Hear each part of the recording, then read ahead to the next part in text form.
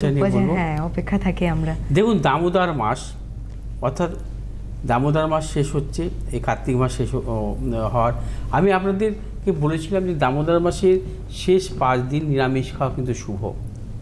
যদি অনেকের ক্ষেত্রে সম্ভব হয় না, তবে অন্তত 3 দিন কিন্তু আপনারা নিরামিষ খাবেন, চেষ্টা করবেন দামোদর মাসের অন্তত 3 দিন নিরামিষ খাওয়া।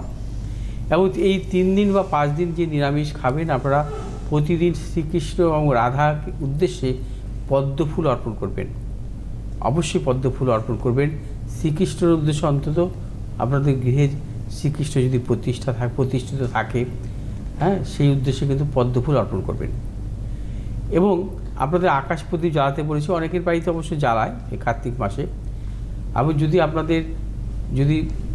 যদি আকাশ প্রদীপ না জ্বালিয়ে থাকেন, অন্তত 3 দিন এই 5 দিন আপনারা আকাশ প্রদীপ, ঘিয়ের প্রদীপ জ্বালাবেন। পূর্ব দিকে মুখ করে সন্ধ্যেবেলায় আকাশের দিক দেখিয়ে একটা প্রদীপ তুলসী তলায় রেখে দেবেন। এটা কিন্তু অবশ্যই করবেন। যদি সম্ভব না হয়, অর্থাৎ কার্তিক মাসের শেষ 3 দিন অন্তত করুন। এটা কিন্তু করলে আপনাদের পক্ষে ভালো। এবং চেষ্টা করবেন যে শ্রীকৃষ্ণের উদ্দেশ্যে অন্তত একটি বাঁশি অর্পণ করা, বা শ্রীকৃষ্ণের উদ্দেশ্যে একটি ময়ূরের পালক অর্পণ করা।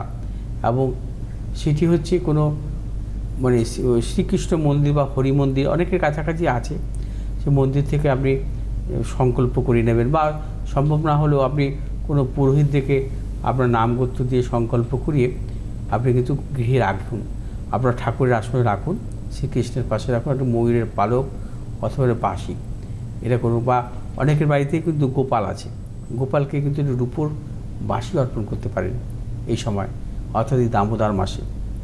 দামোদর মাসে এই বিশেষ উপাচারগুলো কিন্তু পালন করা শুভ। কারণ দামোদর মাসের যদি আপনাদের নিরামিষ খাওয়ার পাশাপাশি দামোদর মাসটাকে যদি সেভাবে সঠিকভাবে পালন করতে পারেন, আপনাদের পারিবারিক দিক থেকে নানা রকমভাবে অশান্তি, দাম্পত্য বা পারিবারিক যে ধরনের অশান্তি বা শারীরিক দিক থেকে নানা রকম সমস্যা, মানসিক প্রতিকূলতা থেকে কিন্তু উদ্ধার পাবেন এবং জীবনে অনেক সাফল্য পাবেন। অর্থাৎ দামোদর মাস যদি প্রকৃতপক্ষে মানতে পারেন, সেক্ষেত্রে কিন্তু আপনার জীবনে কিন্তু প্রবল সাফল্য আসবে। এবং চেষ্টা করবেন এই দামোদর মাস অন্তত 3 বছর পালন করা কমপক্ষে। আপনি এবছর পালন করেন, ধরুন নতুন করলেন, আরও 2টি বছর করবেন পালন, ভালো ফল পাবেন।